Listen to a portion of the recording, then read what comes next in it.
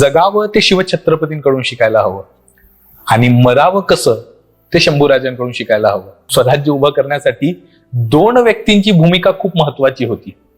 एक होत्या जिजाऊ माँसाहेब आणि दुसरी होती ही सह्याद्री. शिवछत्रपतींचं जे स्वप्न आहे की दिल्लीवर हिंदूंचं राज्य असावं ते शंभूराजांचं सुद्धा आहेच.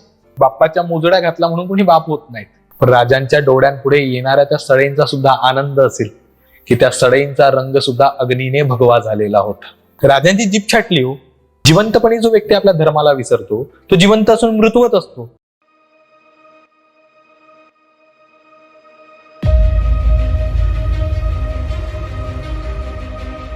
नमस्कार, मी अक्षय चंदेल. आपला चॅनल विचारांचा दिवा यासाठी शंभू छत्रपती आणि शंभूराजेंच्या जगण्याचं ध्येय, संभाजी महाराजांचं चरित्र काय हे थोडक्यात सांगण्याचा प्रयत्न करणार आहे.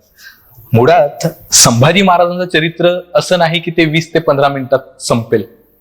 9 वर्ष मांडलेली या महाराष्ट्राच्या भूमीची झुंज आणि ती झुंजार जगण्याची आशा आणि त्या जगण्याचं दैदिप्यमान पुढे जात असताना होणारं बलिदान हे खरं तर सांगणं अवघडच आहे. पण ह्या महाराष्ट्राच्या मातीला संभाजीराजा कळायला हवा हो. आजपर्यंत आम्ही ऐकत काय आलोय की जगावं ते शिवछत्रपतींकडून शिकायला हवं आणि मरावं कसं ते शंभूराजांकडून शिकायला हवं. खरंच आहे, या स्वराज्यासाठी, महाराष्ट्र धर्मरक्षणासाठी आपल्यावर होणाऱ्या क्रूर आणि पाशवी अत्याचाराला सामोरे जाणारे शंभूराजे आणि त्या मृत्यूला सहज मिठी मारून आलिंगन मारणारे शंभूराजे, त्या बलिदानाला कळायलाच हवं. आम्हाला ते बलिदान कळायला हवं.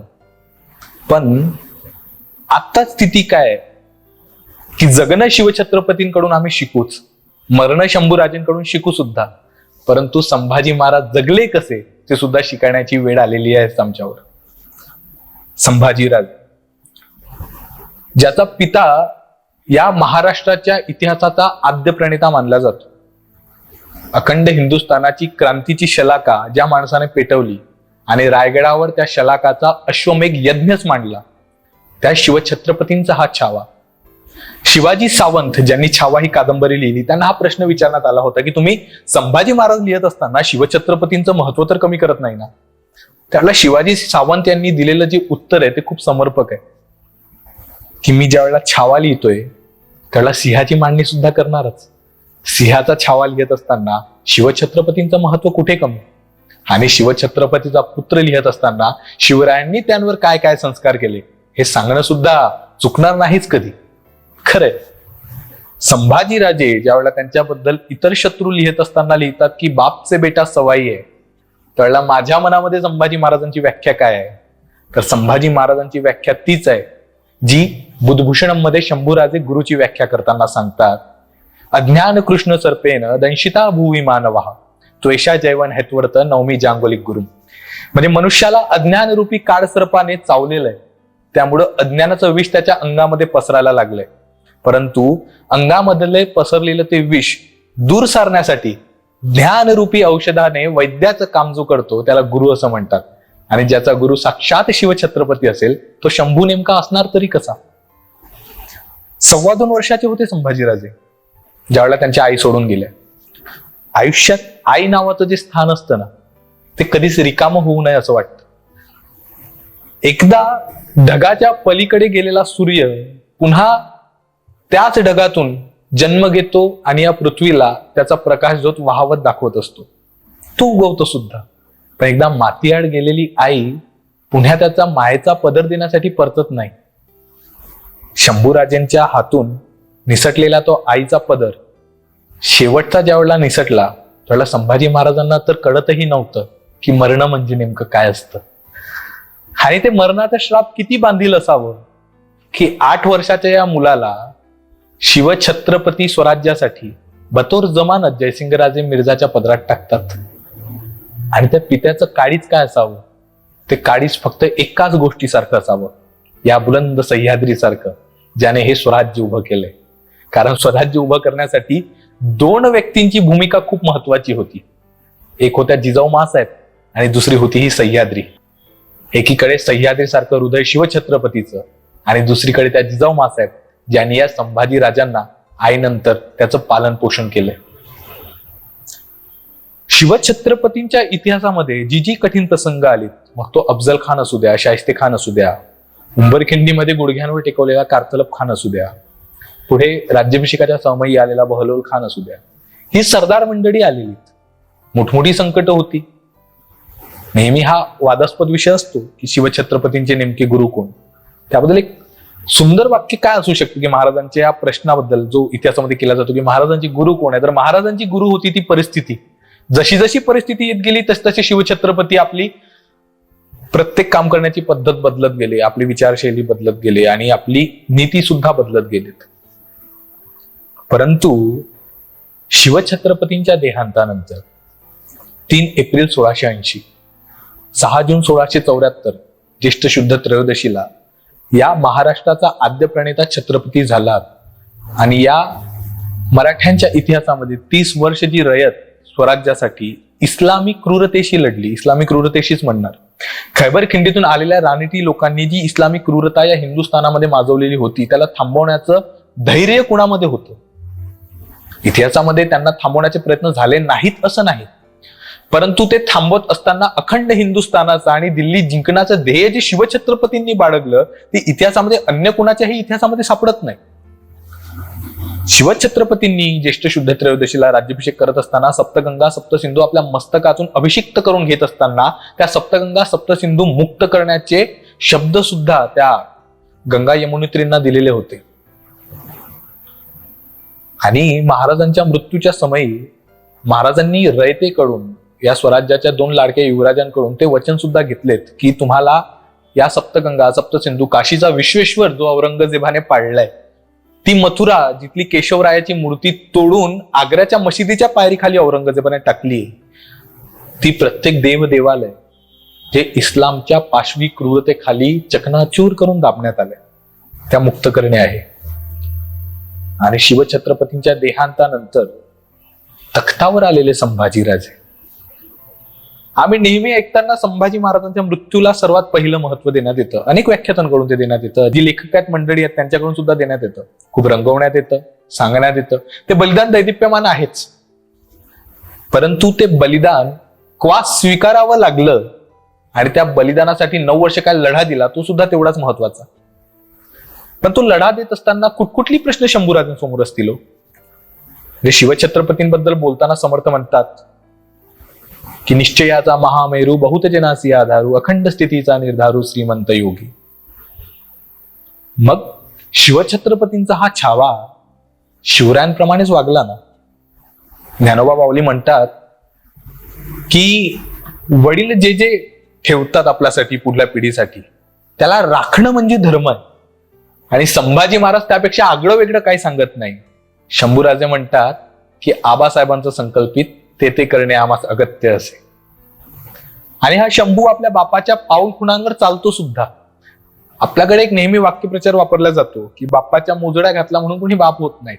खरंय, परंतु बापाने ज्या रस्त्यावरून त्या मोजड्या चालवल्यात त्या रस्त्यावरून चालत असताना बापाच्या पाऊल खुणा मात्र शोधल्या जातात. आणि ते जर शिकायचं असेल तर संभाजी महाराजांचं चरित्र हे खूप आदर्शवादी आहे. शिवछत्रपतींनी नेताजी पालकरांचं, ज्यांना मुसलमान बनवण्यात आलं होतं, त्यांना पुन्हा हिंदू बनवलं हे सर्वांना माहिती आहे.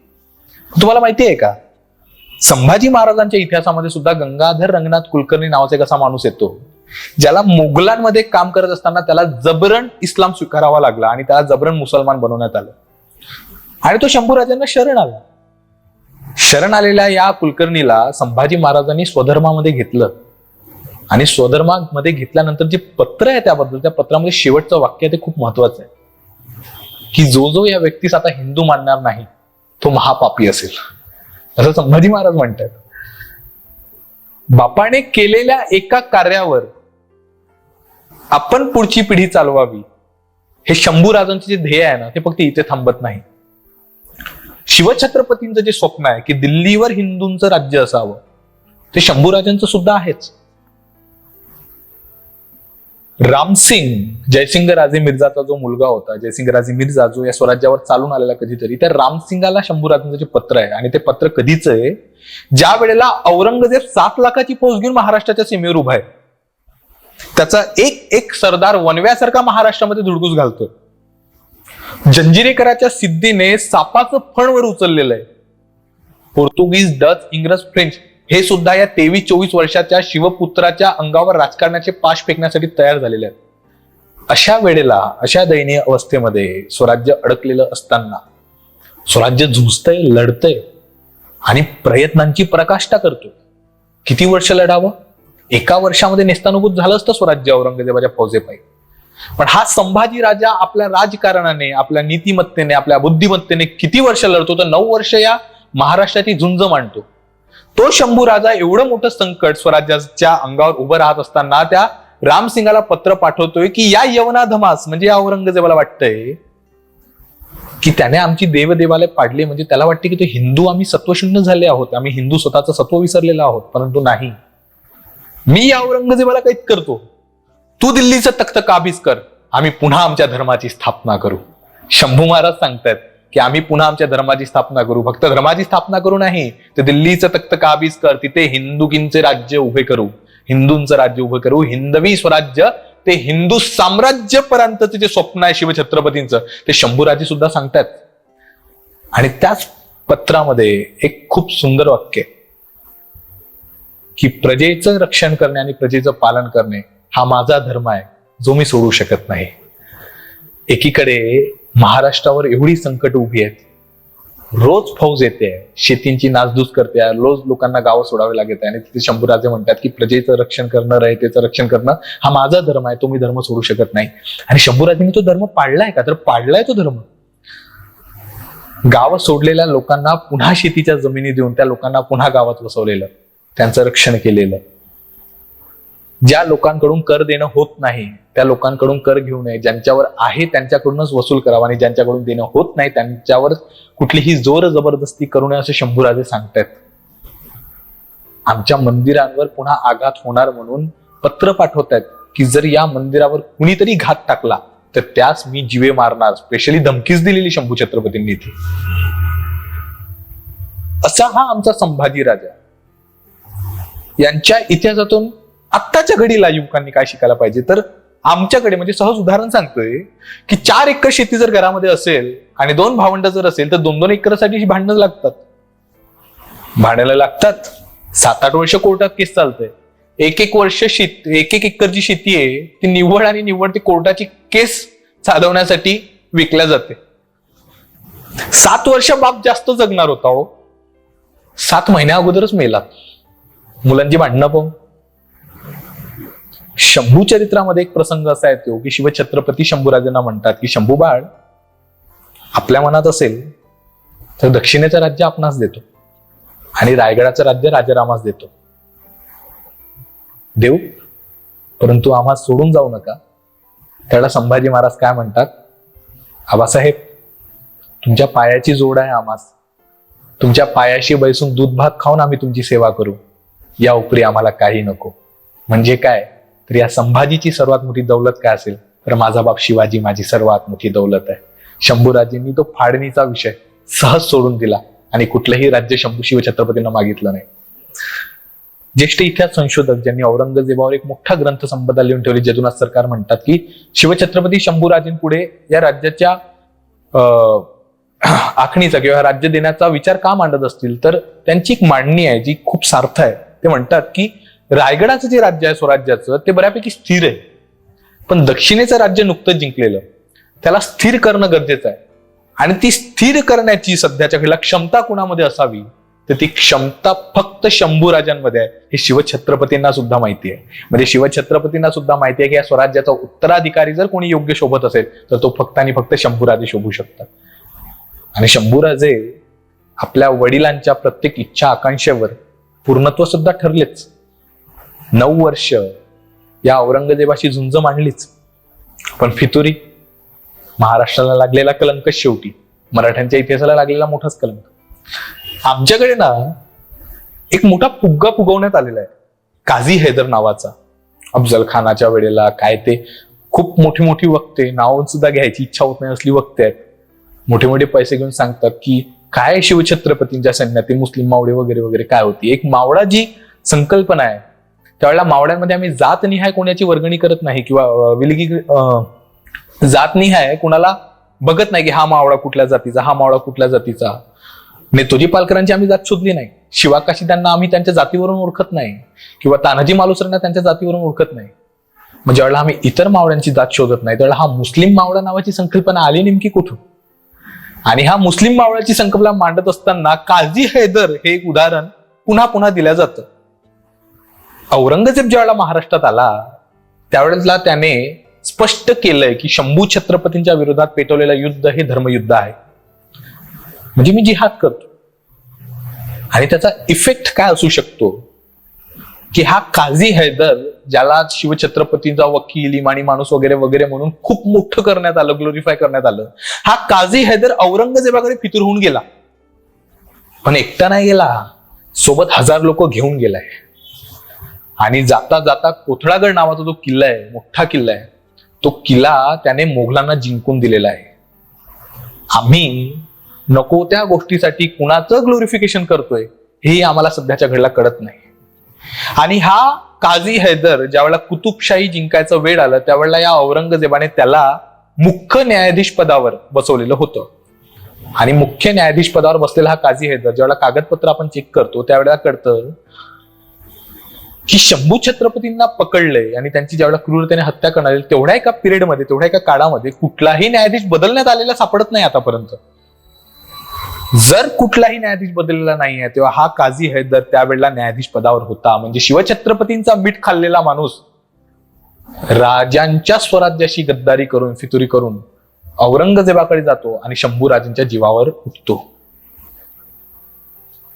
असली घरभेदी, असली फितुर, स्वराज्यावर आलेली संकट, एकीकडे ती सर्व माणसं, ती अनादीसारखी माणसं ज्यांनी अकबराला पत्र पाठवून स्वराज्य देण्याची गोष्ट मांडलेली होती, असल्या लोकांशी लढत असलेला हा छावा 9 वर्ष औरंगजेबाची झुंज मांडतोय. त्याच शंभू राजांच्या इतिहासामध्ये रामशेजचा एक किल्ला 6 वर्ष लढतो. काय असावं शंभू राजांचं पराक्रम की या महाराष्ट्राच्या भूमीच्या मातीचा एक कण, त्याचा एक अणू आणि त्याचा एक रेणू असा नसेल जो संभाजी राजांच्या घोड्याच्या टाफेखाली कधीच उधळला गेलेला नाही. या महाराष्ट्राच्या इतिहासामध्ये संभाजी राजा नावाचं जे पर्व आहे ते एवढं दैदिप्यमान आहे की त्या एवढं दैदिप्यमान पर्व कुठलंच असू शकत नाही. फोंड्याला ज्यावेळेला पोर्तुगीज आणि मराठ्यांचं युद्ध मांडलं गेलं त्यावेळेला येसाजी आणि त्यांचा 20 वर्षाचा मुलगा कृष्णाजी त्या गडावर होता. आणि पोर्तुगीजांच्या सोबत झालेल्या त्या युद्धामध्ये हा कृष्णाजी कंक खूप जखमी झाला. त्यानंतर त्याला बलिदान सुद्धा स्वीकारावं लागलं.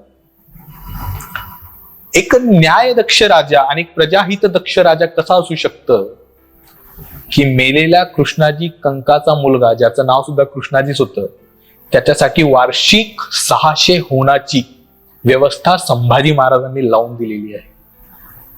अशा प्रजाहित दक्ष राजाला फितुरांच्या मदतीने औरंगजेबाने पकडलं 3 फेब्रुवारी 1689 ला. आणि 15 फेब्रुवारी 1689 ला औरंगजेबासमोर शंभू छत्रपतींना उभं करण्यात आलं. नगरच्या पुरातत्व खात्याच्या जे संग्रहालय आहे तिथे ते चित्र अवेलेबल आहे ज्यावेळेला संभाजी महाराजांची धिंड काढण्यात आली होती. उंठावर बसवलेला आमचा राजा, त्याच्या पाठीमागे बसलेला तो मोगली सैनिक, अंगामध्ये घातलेले तख्ताकुला, राजवस्त्र काढलेली, त्याच्या अंगावर जखमांची वर्ण उमटलेली, त्यांच्या डोक्यावर घुंगराची यवनी टोपी चढवलेली आणि वाजत गाजत निघालेली ती धिंड. आणि त्या धिंडीमध्ये फक्त आणि फक्त शंभूराजेंचे डोळे बघावेसे वाटतात, जे फक्त औरंगजेबाच्या त्या दिवाने आमकडे बघतात. त्या शंभूराजेंनी लिहिलेल्या श्लोकांप्रमाणे की संभ कहे सुनी दीन दयाल सुमेरी हसी बही तेरी हसे, की हे परमेश्वरा, आज जी ही लोक माझ्यावर हसत आहेत ना रे, ते माझ्यावर नाही हसत आहेत, ते तुझ्यावर सुद्धा हसत आहेत. परंतु लढू आम्ही, मरू आम्ही स्वराज्यासाठी. आजवर लढलोय, आता मरणाला पुढे जाऊ. आबासाहेब सांगून गेलेत ना, झुंजावं तरी रयतेसाठी आणि लढावं तरी रयतेसाठी, मरणाला सुद्धा मिठी मारावी फक्त आणि फक्त रयतेसाठी. 15 फेब्रुवारीला जुम्म्याचाच म्हणजे शुक्रवारचा दिवस होता. संभाजी महाराजांना औरंगजेबासमोर उभं करण्यात आलं. मराठ्यांचा अभिषिक्त दुसरा छत्रपती औरंगजेबासमोर उभा करण्यात आला. आणि औरंगजेबाने विचारलं, संभा, कहा छुपा कर रखा है स्वराज का खजाना? काय उत्तर दिलंय शंभूराजांनी इतिहासामध्ये नोंद नाही. पण एक उत्तर समर्पक दिलं असेल की इथे मेलेला प्रत्येक मावळा, इथे उगवणारं प्रत्येक पीक, इथे लढणारा प्रत्येक मावळा आणि इथे लोकांच्या पोटात जाणारं प्रत्येक अन्न सुद्धा खजान्याचं प्रतीक आहे. औरंग्या, कुठकुठला खजाना घेशील तू? द्वितीय प्रश्न विचारला औरंगजेबाने, कोण कोण फितूर झालंय म्हणून. जिथं औरंगजेबाचा पोरगाच फितूरून शंभूराजांकडे आलेला, त्याला सुद्धा काय उत्तर दिलं असेल शंभू छत्रपतींनी? त्याची सुद्धा नोंद इतिहासामध्ये नाही. पण म्हटले असतील शंभूराजे की फितुरीचा श्राप हिंदूंच्या इतिहासाला लागला नसता तर आज तुझी कबर या संभाजीच्याच हाताने बांधल्या गेली असती. औरंग्या, कुठल्या फितुरीच्या श्रापाबद्दल विचारतोय तू? काय दिलं असेल शंभूराजांनी उत्तर? की फितुरीचा श्राप आमच्या इतिहासाला, तुमच्या इतिहासात मोगलांकडे तर रिवाज हा बापाला मारून तख्तावर बसायचं. पण बघ औरंग्या, आम्ही आमच्या आबासाहेबांच्या स्वराज्यासाठी मरणाला सुद्धा धीरोदात्तपणे पुढे जात आहोत. केलंय औरंगजेबाने शंभूराजांना कैद. जिथे कुतुबशाह नजर कैदेमध्ये ठेवण्यात आलेला होता त्या स्तंभूच्या बाजूला शंभूराजांना कैदेत टाकण्यात आलं. औरंगजेबाच्या त्या शर्यतवाल्या काझींची, मुल्ला मौलवींची मसलत बसली आणि फतवा सुटला. शाही शहरों को लुटने वाला, मुसलमानों की कत्ल करने वाला, मस्जिदों को तहस नहस करने वाला, काफर बच्चा जहन्नुम रफ्त. राजांच्या डोळ्यामध्ये तप्त सडई टाकल्यात आणि तशाच मागे खेचण्यात आल्या. काय त्रास झाला असेल शंभूराजांना? हो, शरीराला, मानवी शरीराला वेदना होतात, जाणवतात. पण राजांच्या डोळ्यांपुढे येणाऱ्या त्या सडईंचा सुद्धा आनंद असेल की त्या सडईंचा रंग सुद्धा अग्नीने भगवा झालेला होता. राजांची जीभ छाटली हो, जीभ छाटून कोल्ह्या कुत्र्यांना खाऊ घातली. पण ती जीभ छाटून गळून पडत असताना त्या जिभेला सुद्धा गर्व झाला असेल की माझं शेवटचा क्षण का होईना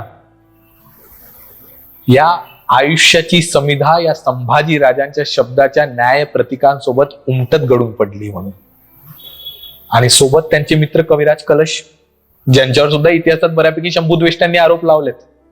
पण एकीकडे औरंगजेबाकडे फितूर झालेला प्रत्येक माणसाला औरंगजेबानी बऱ्यापैकी वतन दिलेली, तिथे कविकलशाला मृत्यूदंड का दिलेला? त्या कविकलशासोबत सुद्धा मृत्यूचा तोच छड मांडलेला होता औरंगजेबाने. पण मैत्रीची व्याख्या काय असू शकते की शत्रूच्या पुढे सुद्धा आपल्या मित्राचं आख्यान मांडणारा हा कविकलश सांगून सांगितलेला होता की या वण रावण की सभा शंभू बंदेव बजरंग, लहू लसत सिंदूर सम खूप केले रणरंग, राजन हो तुम साचे खूप लढे हो जंग, देख तव चंड प्रताप मही तखत त्यजत औरंग, राजे रावण के सामने हनुमंत खड़े हो वैसे ही यमन के सामने आप खड़े हो, आपको देखकर ये दिल्ली का बादशाह आपके कदमों में झुक पड़ा है राजे. झुकूनच तर पडलेला होता औरंग्या. त्याच्या मस्तकावरचं किमांश औरंगजेबाने संभाजीराजांच्या भीतीने कधीच फेकलेलं होतं जमिनीवर आणि शपथ घेतलेली होती की या संभाजीला जेव्हापर्यंत पकडत नाही आणि मारत नाही तेव्हापर्यंत हा किमांश कधी घालणार नाही. शेवटी पकडलेला हा शंभू औरंगजेबाने छिन्न विछिन्न केला. आई जगदंबेचं एक रूप आहे छिन्न मस्तिकेचं. आपल्या भक्तांची तृष्णा भागावी म्हणून जगदंबेने आपल्या मस्तकाला छाटलं आणि आपल्या रक्ताने आपल्या भक्तांची तृष्णा भागवली. या शंभूच्या शरीराचे सुद्धा असेच तुकडे झालेले आणि शंभूने आपल्या शरीराला जगदंबेशी एकरूपच करून घेतलेलं होतं.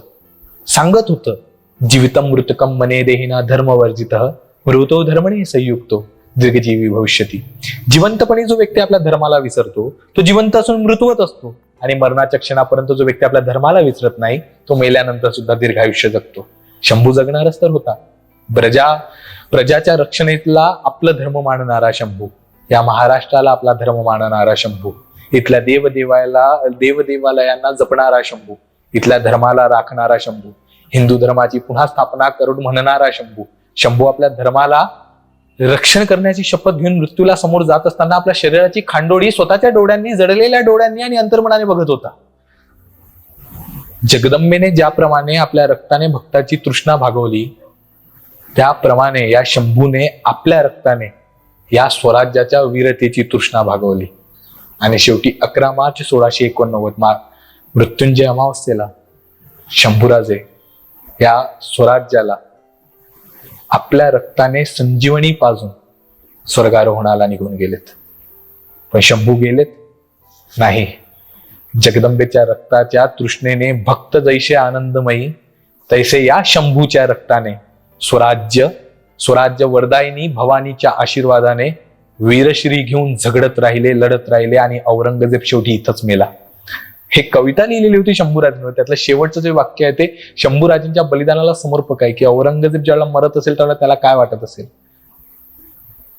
कि आखिर जो ख्वाब था ख्वाब ही बस रह गया, मर गया औरंगजेब बस इतनी सी बात कह गया, कि स्वराज्य को हाथ लगा इतनी मेरी भी औकात ना थी, जान संभाजी की छीन ली इतनी मुझ में भी तो जान ना थी, जिस नाम से लड़ता रहा स्वराज इतने ईमान से, हा कब्र मैं भी डरता हूं संभाजी के नाम से. खरंय, औरंगजेब मेला महाराष्ट्रात, मेला नाही, मोगलांची आतापर्यंतची जी काही राज्याची सीमा होती ती गाडून महाराष्ट्रामध्ये मेला. तैमूर चंगेज खानदानाने जे काही अत्याचाराच्या परिसीमा या महाराष्ट्रावर, या हिंदुस्थानावर गाठल्या होत्या त्या औरंगरूपाने महाराष्ट्रात गाडल्या गेला. पानिपत घडलं, 19 वर्ष दिल्लीवर भगवा फडकत राहिला. मराठ्यांचं हे स्वराज्य मराठा साम्राज्य म्हणून उदयास आलं. इतिहासातील सर्वात मोठं दैदिप्यमान इतिहासाचं हे साम्राज्य का घडलं, कसं घडलं, कुणी घडवलं, ज्याची सुरुवात जर शिवछत्रपतींमुळे होत असेल, ज्याची स्थापना जर जिजाऊ माँसाहेबांच्या रूपाने होत असेल, ज्याचा विचार जर शहाजी महाराजांच्या रूपाने होत असेल, तर या मराठा साम्राज्याची खरी नीव भगव्या रूपाने संभाजी राजांनी रोवलेली आहे. तेही बलिदानाला स्वीकारून. कारण तो शंभू गेलेला नाही, त्या भगव्यामध्ये आजही समावलेला आहे. आजही तो भगवा जेव्हा फडकतो तो संभाजी सांगत असतो, आम्ही गेलो नाहीत रे, जेव्हा जेव्हा या भूतलावर औरंगजेब जन्माला येतील तेव्हा तेव्हा या भगव्यातून तुमच्या पुढे हा संभाजी तुम्हाला वरदान देण्यासाठी उभा असेल. जगदंब जगदंब जगदंब.